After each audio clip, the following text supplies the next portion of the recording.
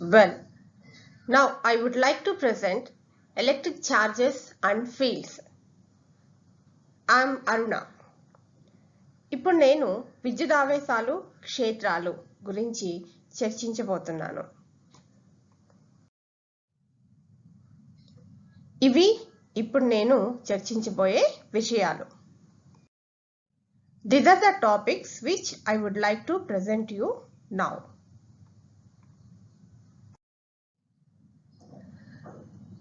ముందుగా నిత్య జీవితంలో మనకు కలిగే కొన్ని అనుభవాలను ఇప్పుడు చర్చించుకుందాం. సింథటిక్ వస్త్రాలను కానీ లేదా స్వెటర్లను కానీ పట్టుకున్నప్పుడు వాటి నుండి కొన్ని స్ఫులింగాలను స్పార్కిల్స్ని చూడడం, చిటపట ధ్వనులు వినడం జరుగుతూ ఉంటుంది. అది కూడా వాతావరణం పొడిగా ఉన్నప్పుడు. అదేవిధంగా కారు తలుపు తీస్తున్నప్పుడు, బస్సు సీటు నుండి జారి కడ్డీని పట్టుకున్నప్పుడు మనము విద్యుద్ఘాతం అంటే షాక్కు గురైనట్లు అనుభూతిని పొందుతాం. ఇవన్నీ ఎందుకు జరుగుతున్నాయంటే విద్యుత్ బంధక తలాలను రుద్దడం వలన పేరుకొనిపోయే విద్యుదావేశాలు మన శరీరం నుండి ఉద్గారం చెందడమే ఈ అనుభవాలకు కారణం.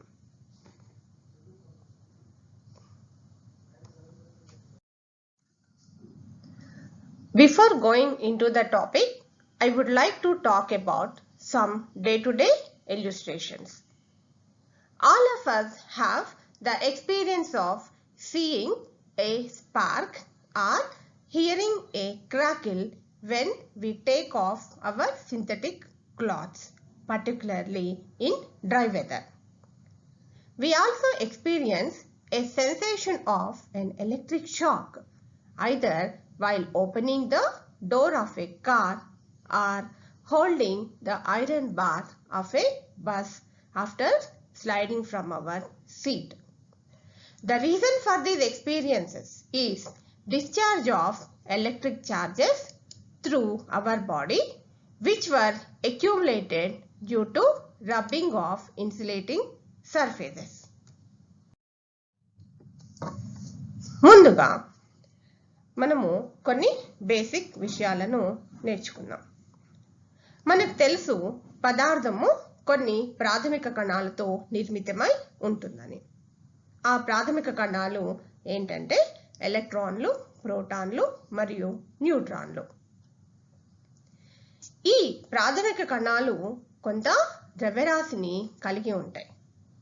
కొంత ద్రవ్యరాశిని కలిగి ఉండడం వల్ల ఇవి ఒకదానితో ఇంకొకటి గురుత్వాకర్షణ బలాలతో ఆకర్షించబడి ఉంటాయి. We know that matter is made up of elementary particles called electrons, protons and neutrons. Because of their masses, they attract each other by gravitational forces.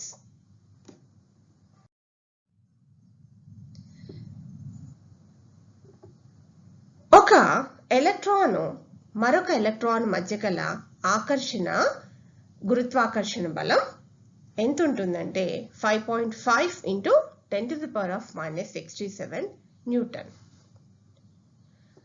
అదేవిధంగా ఒక ఎలక్ట్రాన్ మరొక ఎలక్ట్రాన్ను కొంత బలంతో, ఎంత బలం అంటే 2.3 into 10⁻⁻24 న్యూటన్ అనే బలంతో వికర్షిస్తూ ఉంటుంది. ఈ అదనపు బలాన్ని మనము విద్యుత్ బలము అని అంటాం. ఈ ధర్మాన్నే విద్యుదావేశం అని అంటాం. Now I discuss electric charge. Thus an electron attracts another electron with a gravitational force of 5.5 into 10⁻⁻67 Newton. However, an electron repels another electron with a force of 2.3 into 10⁻⁻23 Newton. This extra force is called electric force. We call this property as electric charge.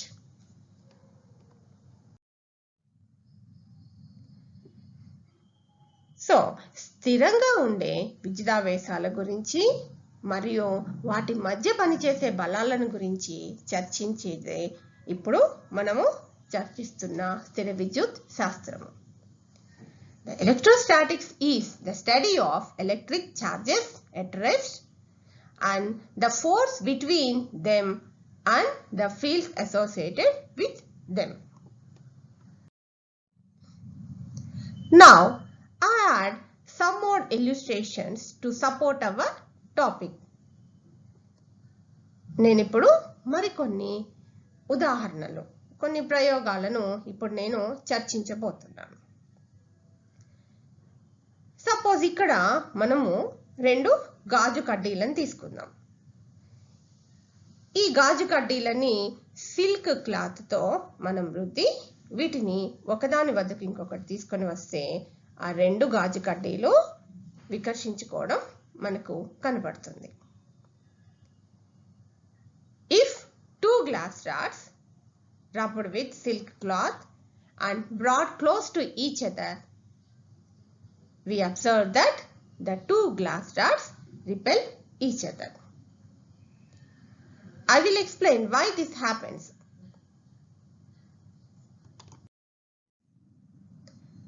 In the second example, if we take plastic rods instead of glass rods and we rub these plastic rods with cat's fur and we bring these 2 plastic rods close to each other, we observe that the 2 plastic rods repel each other.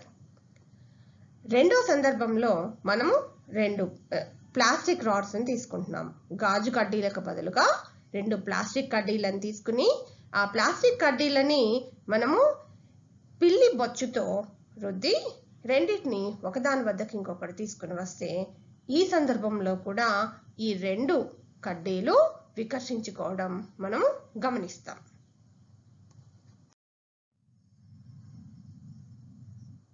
And మూడో సందర్భంలో మనము ఒక glass రాడ్ను అదేవిధంగా ఒక plastic రాడ్ను మనం తీసుకుని ఈ గాజు కడ్డీనేమో సిల్క్ క్లాత్తో ప్లాస్టిక్ కడ్డీని పిల్లి బొచ్చుతో రుద్ది ఈ రెండిటిని ఒకదాని వద్దకు ఇంకొకటి తీసుకొని వస్తే ఈ 2 ఒకదాన్నొకటి ఆకర్షించుకోవడం మనం గమనిస్తాం. In the third scenario, we take a glass rod rubbed with silk cloth and another rod that is made up of plastic, and we rub the plastic rod with cat's fur. If we bring these 2 rods close to each other, then we observe that these 2 rods attract each other. Why this happens? Now I will explain you.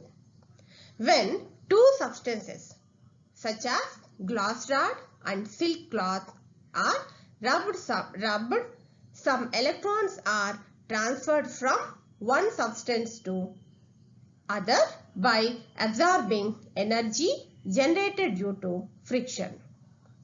The substance, that is glass rod, losing electrons is said to have acquired positive charge, and the substance, that is silk cloth, absorb electrons having acquired negative charge.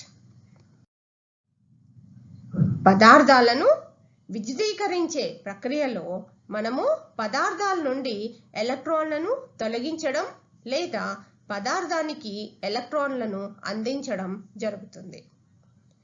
గాజు కడ్డీ silk క్లాత్ను ఒకదానితో ఒకటి రుద్దినప్పుడు గాజు కడ్డీ ఎలక్ట్రాన్లను కోల్పోయి ధనావేశపూరితం అవుతుంది. అదేవిధంగా సిల్క్ క్లాత్ ఎలక్ట్రాన్లను పొంది రుణావేశపూరితం అవుతుంది. సో ఇక్కడ విద్యుద్బంధక తలాలను రుద్దడం వల్ల పేర్కొని పోయే విద్యుదావేశాలు ఉద్గారం వలన స్థిర విద్యుత్ ఉత్పత్తి జరుగుతుంది. Electrification or charging of a body can be done by rubbing the surfaces of uncharged bodies.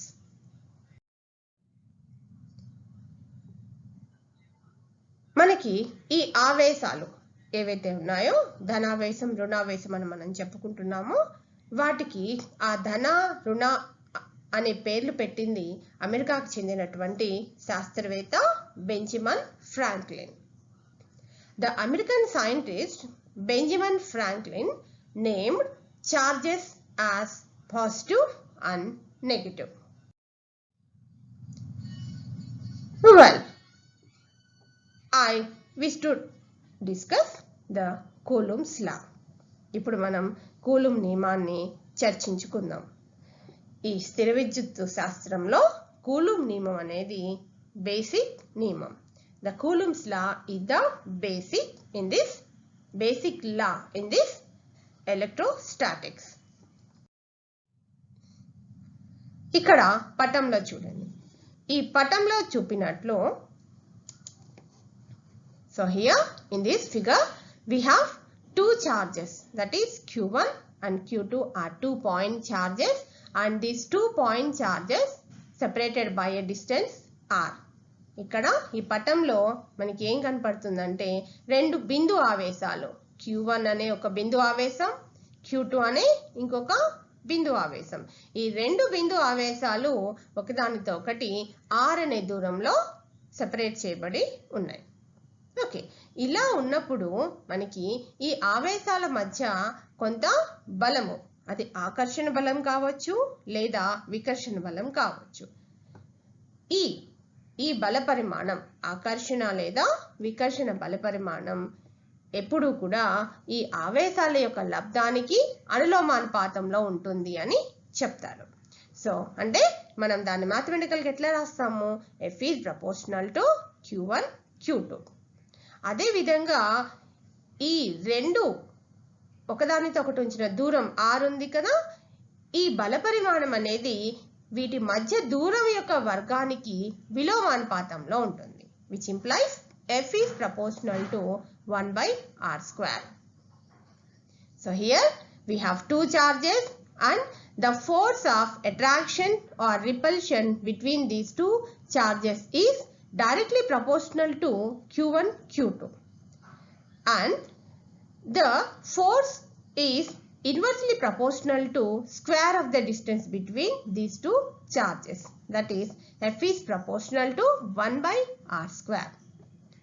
And ఇంకొక కండిషన్ ఏంటంటే ఈ బల పరిమాణం అనేది పరిసరాల మీద ఆధారపడదు.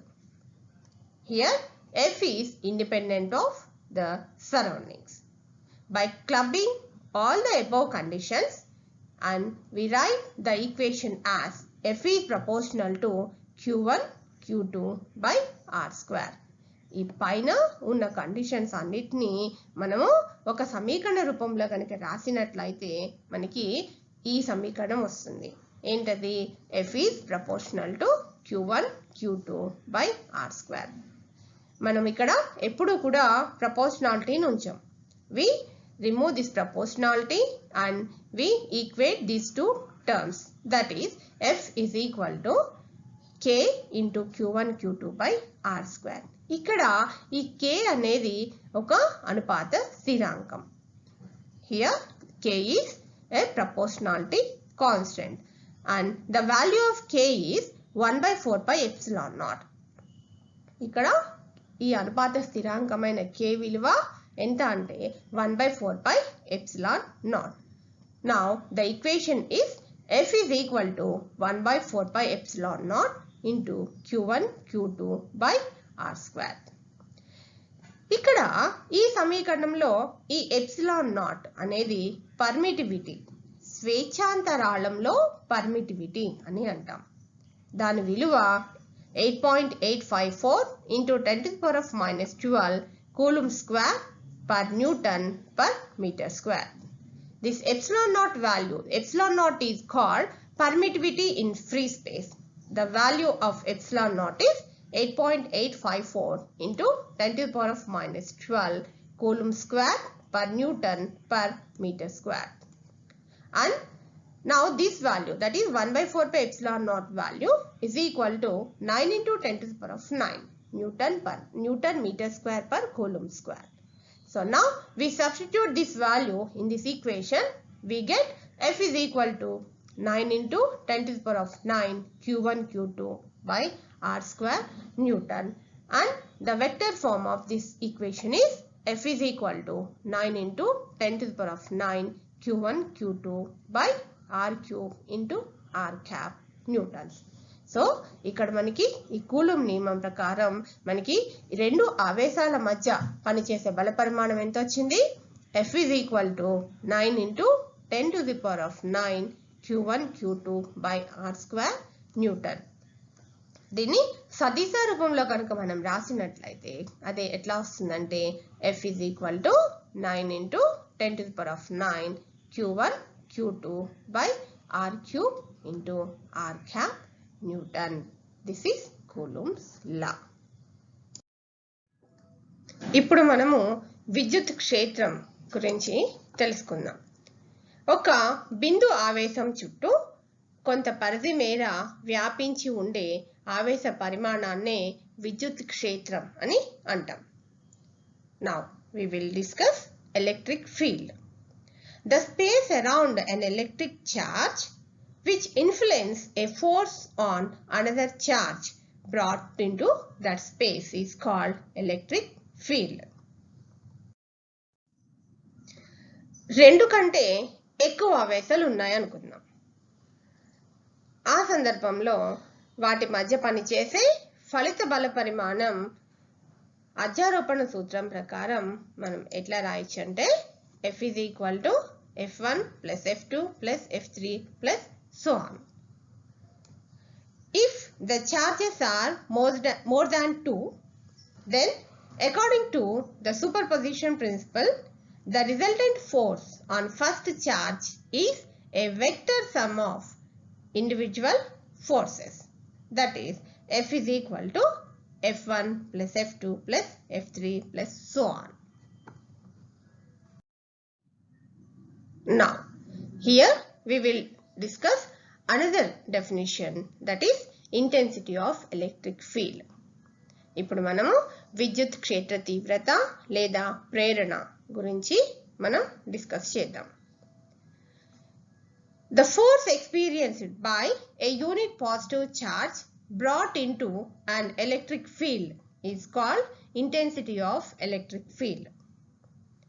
ఒక విద్యుత్ క్షేత్ర పరిధిలోనికి వేరొక ఆవేశాన్ని తీసుకుని వస్తే ఆ ఆవేశంపై పనిచేసే ఆకర్షణ లేదా వికర్షణ బల పరిమాణాన్నే విద్యుత్ క్షేత్ర తీవ్రత అని అంటాం. ఈ విద్యుత్ క్షేత్ర తీవ్రతను మనం క్యాపిటల్ E తో సూచిస్తాం. Here we represent the intensity of electric field with capital E, and the unit for electric field, intensity of electric field is Newton per Coulomb, and the equation for this is E is equal to 1 by 4 pi epsilon naught into Q by R square, and also we can write this as E is equal to F by Q.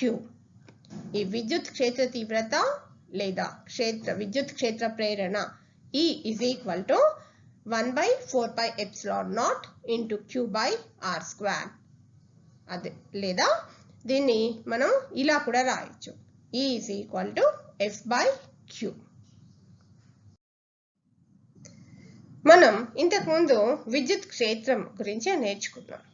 అయితే విద్యుత్ క్షేత్రంలో విద్యుత్ క్షేత్ర తీవ్రత దిశలోను పరిమాణంలోను అన్ని బిందువులకి సమానంగా ఉందనుకోండి, అప్పుడు అట్లాంటి క్షేత్రాన్ని మనము ఏకరీతి విద్యుత్ క్షేత్రం అని అంటాం. సో ఏకరీతి విద్యుత్ క్షేత్రంలో మనకి విద్యుత్ క్షేత్ర తీవ్రత దిశలోను పరిమాణంలోను అన్ని బిందువులకి సమానంగా ఉండాలి.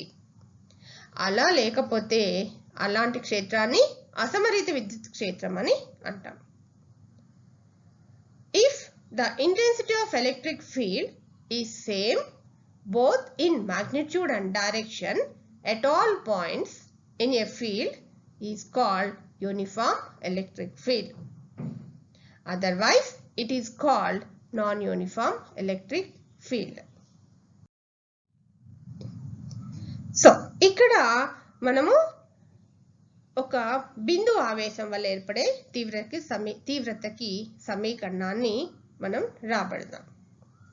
Here we will discuss the intensity of electric field due to a point charge. ఇక్కడ ఈ పటంలో చూడండి. పటంలో మనకి O అనే ఒక బిందువు ఉంది. ఈ బిందువు దగ్గర Q అనే ఆవేశం ఉంది. ఈ O బిందువుకి R అనే దూరంలో P అనే ఇంకొక బిందువు ఉంది. ఈ P బిందువు వద్దకి మనము Q0 అనే ఒక శోధక ధనావేశాన్ని కనుక తీసుకొని వచ్చి P బిందువు దగ్గర ఉంచినట్లయితే ఇప్పుడు ఈ శోధక ధనావేశం Q0 మీద ఈ O వద్ద ఉంచినటువంటి ఈ ధనావేశం Q ఏదైతే ఉందో దీని ప్రభావం అంటే దీనివల్ల ఈ Q0 బిందువు మీద Q0 ఆవేశం మీద ఏర్పడే క్షేత్ర తీవ్రత ఏ విధంగా ఉందో ఇప్పుడు మనము చూడబోతున్నాం. So here in this figure we have a point charge Q is at a point O and we have a point P which is at a distance R from the point O. And here at this point P we have taken a test charge Q0 and now here we want to discuss the effect of Q on Q0. Okay, so as we know that according to Coulomb, if two charges separated by a certain distance, then we can apply the Coulomb's law. So ఇక్కడ మనకి coulomb నియమం ప్రకారం ఏవైనా రెండు ఆవేశాలు కొంత దూరంలో కనుక ఉన్నట్లయితే మనము కూలుంబ్ నియమాన్ని ఉపయోగించవచ్చు. సో కూలుంబ్ నియమం ప్రకారం మనం ఇప్పుడు ఏం రాయొచ్చు అంటే F is equal to 1 by 4 pi epsilon naught into Q0 by R square. So according to Coulomb, we can write the force between these two charges is F is equal to 1 by 4 pi epsilon naught into Q0 by R square. But from the definition of electric field, we have E is equal to F by Q. So here we substitute the F value and we get E is equal to 1 by 4 pi epsilon naught into Q by R square. మనకి విద్యుత్ క్షేత్ర తీవ్రత నిర్వచనం ప్రకారం మనకి ఏం రాయొచ్చు E is equal to F by Q అని మనం రాస్తాం. సో ఇక్కడ ఈ F విలువని మనము ప్రతిక్షేపించుకున్నట్లయితే మనకి ఈ క్షేత్ర తీవ్రతకి సమీకరణం ఏమొస్తుంది E is equal to 1 by 4 pi epsilon naught into Q by R square. ఇది ఈ బిందు ఆవేశం వల్ల ఏర్పడే క్షేత్ర తీవ్రత.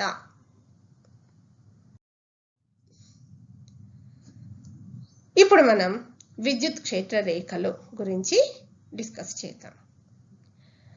ఒక విద్యుదావేశం చుట్టూ ఇక్కడ చూడండి ఈ పటంలో ధనావేశం ఇది, అదే విధంగా ఇది ఒక రుణావేశం. విద్యుదావేశం చుట్టూ ఉండే విద్యుత్ క్షేత్రాన్ని మనం చిత్ర రూపంలో కనుక గీస్తే దాన్నే విద్యుత్ క్షేత్ర రేఖలు అని అంటాం. విద్యుత్ క్షేత్ర రేఖ ఒక వక్రం. ఆ వక్రము ప్రతి బిందువు వద్ద గీసిన స్పర్శరేఖ ఆ బిందువు వద్ద ఉండే నికర క్షేత్ర దిశను సూచిస్తుంది. ఈ విద్యుత్ క్షేత్ర రేఖలు పరస్పరము ఖండించుకోవు. ఎందుకు ఖండించుకోవంటే ఒకవేళ ఖండించుకున్నాయి అనుకుందాం, ఖండించుకున్నట్లయితే ఆ ఖండన బిందువు వద్ద విద్యుత్ క్షేత్రానికి రెండు దిశలు ఉండాలి. ఇది సాధ్యమా? కాదు. కాబట్టి విద్యుత్ క్షేత్ర రేఖలు పరస్పరము ఖండించుకోవు. Electric field lines. An imaginary line drawn around a charge is called electric field line. Electric field line is a curve drawn in such a way that tangent at each point on the curve gives the direction of electric field at that point. The electric field lines do not intersect each other. If they intersect each other, then at that intersecting point, the electric field should have two different directions, which is not possible. So, electric field lines do not intersect each other. So, these are the electric field lines. So, ఇవి విద్యుత్ క్షేత్ర రేఖలు. ఇప్పుడు మనము ఇంకొక definition చూద్దాం. అది విద్యుత్ ద్విధ్రువం. రెండు సమాన వ్యతిరేకము అయిన ఆవేశాలను కొంత దూరంలో గనక అమర్చినట్లయితే ఆ అమరికనే మనము విద్యుత్ ద్విధ్రువం అని అంటాం. ఇక్కడ ఈ పటంలో మనకి -q ఆవేశం, ఈ +q ఆవేశం, ఈ రెండు ఆవేశాలు కొంత దూరం, ఎంత దూరంలో 2a అనే దూరంలో అమర్చబడ్డాయి. అయితే ఈ -q ఆవేశం నుండి ఈ +q ఆవేశానికి తీసుకున్న దిశనే మనము ద్విధ్రువం యొక్క దిశ అని అంటాం. అదేవిధంగా ఈ -q నుండి +q స్థానాలకు మధ్య ఉండే బిందువు, ఇక్కడ నేను ఫిగర్లో పటంలో చూపిస్తున్నాను చూడండి, ఈ మధ్య బిందువుని మనము ద్విధ్రువం యొక్క కేంద్రం, ద్విధ్రువ కేంద్రం అని అంటాం. Electric dipole. An electric dipole is a pair of equal and opposite charges separated by a certain distance. The direction from -q to +q is said to be the direction of the dipole. The midpoint between, that is here, the midpoint between -q and +q is called the center of the dipole. ద్విధ్రువ భ్రామకం. విద్యుత్ ద్విధ్రువంలోని ఒక ఆవేశము ఆవేశాల మధ్య దూరంతో గుణిస్తే ఆ లబ్ధాన్నే ద్విధ్రువ భ్రామకం అంటాం. అంటే p ద్విధ్రువ భ్రామకాన్ని p తో మనం సూచిస్తాం. So p is equal to ఆవేశము అంటే q ఇంటూ ఆవేశాల మధ్య దూరం 2a. So p is equal to q into 2a. దీని ప్రమాణం కూలుంబ్ మీటర్. ఈ ద్విధ్రువ భ్రామకం ఒక సదిశ రాశి. దీని దిశ -q నుండి +q వైపు ఉంటుంది. Dipole moment. The product of charge and the distance between the charges is called dipole moment. We represent the dipole moment with P. So P is equal to Q into 2a. The unit for dipole moment is Coulomb meter, and dipole moment is a vector quantity. And the direction is from -q to +q.